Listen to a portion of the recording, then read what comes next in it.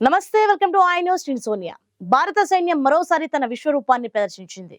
శత్రువుల గుండెలో నిద్రపోతూ విదేశీ గడ్డపై భారత జవాన్లు జరిపిన ఒక భయంకరమైన కోవర్ట్ ఆపరేషన్ ఇప్పుడు వెలుగులోకి వచ్చింది. గణతంత్ర దినోత్సవం సందర్భంగా ప్రకటించిన శౌర్య చక్ర పురస్కారంతో ఈ రహస్య దాడి తాలూకు వివరాలు బయటపడ్డాయి. మయన్మార్ అడవుల్లో మన పారా కమాండోలు సృష్టించిన ఆ విధ్వంసం తాలూకు వివరాలు ఇప్పుడు చూద్దాం.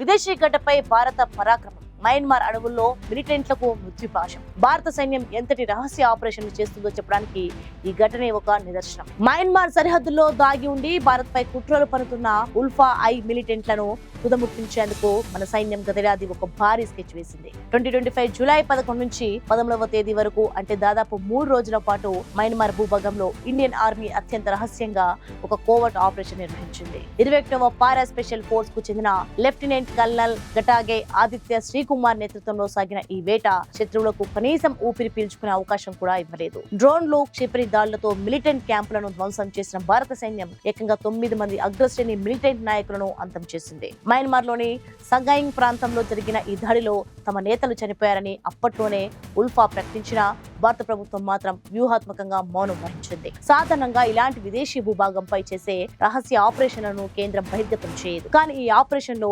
అసాధారణ ధైర్య సాహసాలు ప్రదర్శించిన ఆదిత్య శ్రీకుమార్ ను గౌరవించాల్సిన తరుణం రావడంతో ఈ ఏడాది గణతంత్ర దినోత్సవం సందర్భంగా ఆయనకు శౌర్య చక్ర పురస్కారాన్ని ప్రకటించింది. ఈ అవార్డు ప్రకటనతోనే ఆనాడు మయన్మార్ సరిహద్దుల్లో మన సైన్యం నిర్వహించిన ఆ సాహసోపేతమైన ఆపరేషన్ వివరాలు అధికారికంగా ప్రపంచానికి తెలిసాయి. 1600 కిలోమీటర్ల మేర ఉన్న భారత్ మయన్మార్ సరిహద్దును రక్షించడమే కాకుండా దేశ వ్యతిరేక శక్తులు ఎక్కడ దాక్కున్నా వేటాడి తీరుతామని భారత సైన్యం మరోసారి నిరూపించింది. అత్యంత ఖచ్చితత్వంతో ప్రాణ నష్టం జరగకుండా మన జవాన్లు శత్రుల శిబిరాలను ఎలా మట్టి కర్పించారో ఈ ఆపరేషన్ అద్దం పడుతోంది.